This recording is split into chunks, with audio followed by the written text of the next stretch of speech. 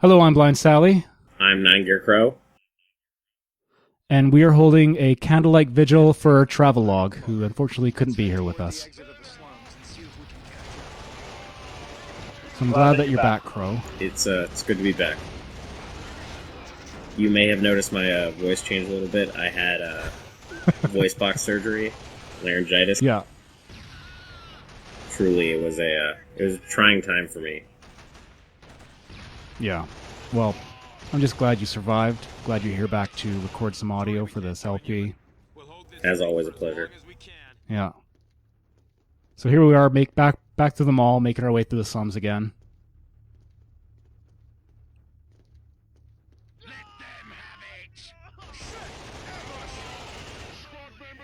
I feel like it says a little something about like the effectiveness of the mooks you hire when they can just stand in front of the person you're trying to have them kill, shoot him, and still the person keeps going. It means it's a low quality of mook. Yeah. It's oh, I wish I had a mook related joke. I've got nothing. Maybe in editing you can insert a joke. How many mooks does it take to screw in a light bulb? 23! 1 to screw in the light bulb, and 22 to get murdered by Rico. The 23rd guy also gets murdered by Rico. Yeah. We'll get the real 9 Gear Crow to come back and overdub a joke. Sounds like a plan. Yeah. So I've once again run out of Rico's amazing chain gun ammunition, so I've got to resort to using the slightly less spectacular guns. I do have an LMG, which is alright. Surprisingly accurate at mid-range distances, this gun. What kind of range does Rico's gun get? Also surprisingly accurate. Less accurate than the Hellgast, I find. But it seems to do more damage, so it'll put down enemies faster, so even if you're missing a couple shots, it doesn't matter. That and its second function is a grenade launcher, So, yeah. You know. Boom. What kind of options do you have as far as long range goes? Well, there's that sniper rifle that is really awkward to aim.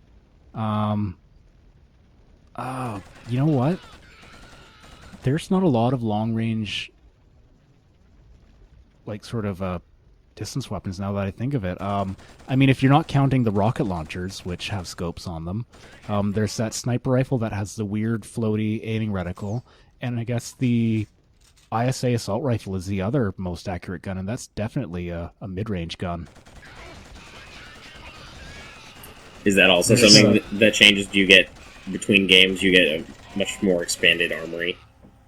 You do. Killzone 2 has a different sniper rifle. It also has actual like standard rifles that are actually have quite a bit of distance to them.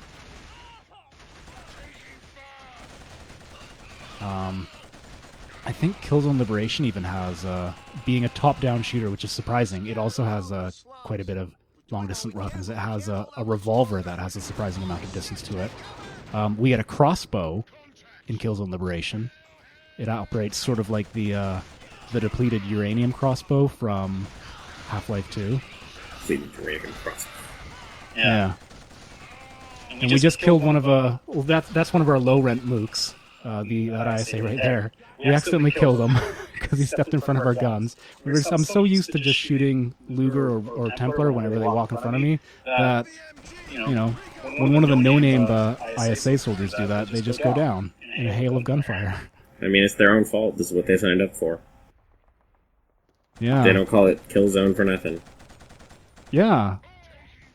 That's kind of a Warhammer level stuff, isn't it? Like, you know, the ISA could just be the Imperial Guard, you know. Just firing through your own troops. Just firing through your own troops. Whatever it takes to bring down the forces of chaos, the Hellgast.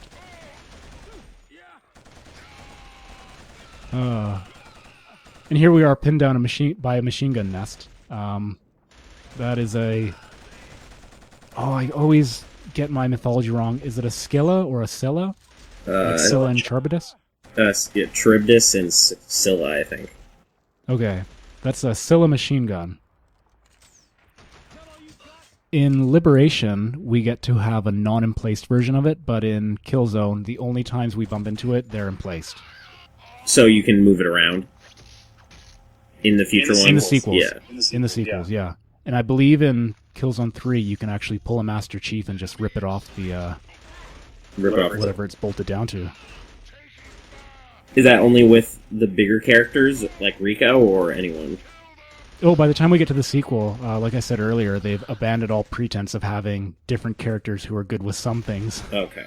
And just give us one standard FPS guy, which works to the game's benefit, frankly. I mean, this was a ambitious idea, but I don't think they pulled it off well in this game. Yeah. Maybe if they had gone through with co-op. Yeah, or maybe perhaps not so stereotyped. Yeah.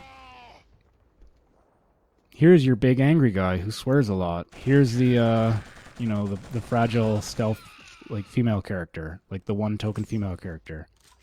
Here's the guy who's the outsider and everyone hates because he's a different, from a different race or planet or species. He's just misunderstood. He's not evil. Yeah. He's just misunderstood. All he wanted was some love, and yet here you are gunning him down. Yeah. You could have achieved the same result with a hug. I just want you to know that. There's not a lot of hugging in the Killzone universe. Really? No, I don't think I'm surprised. any hugs at all. There's no time for romance. Everyone's too caught up in the war, and, the only guy who wishes he still had, some romance in his life is Jan. And every time he tries and makes a move on Luger, it's just awkward and uncomfortable.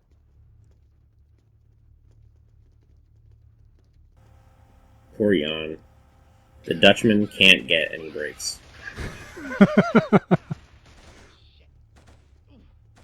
I think Luger sums it up best when, in a later cutscene, she tells him to, like, dude, just get over it. Get over it, Jan. And I do love having a light machine gun with the barrel drum. Like, look how quickly, like, this is a 100-round gun. Look how quickly I reload it. Damn. Pop it off, pop a new one on, and I'm ready to go.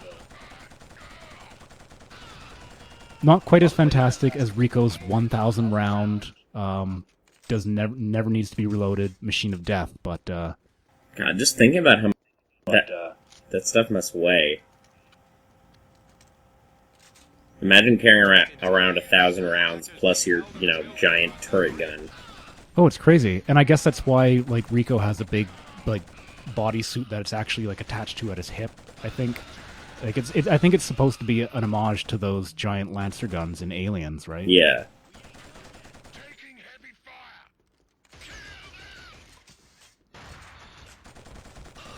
And once we get these guys, we get to move on to rescue our fourth character for the game. Huzzah! What would be the stereotype applicable to this fourth individual? He's half Helghast, half human. Phenomenal. Yeah. Alright, thanks for watching, everyone.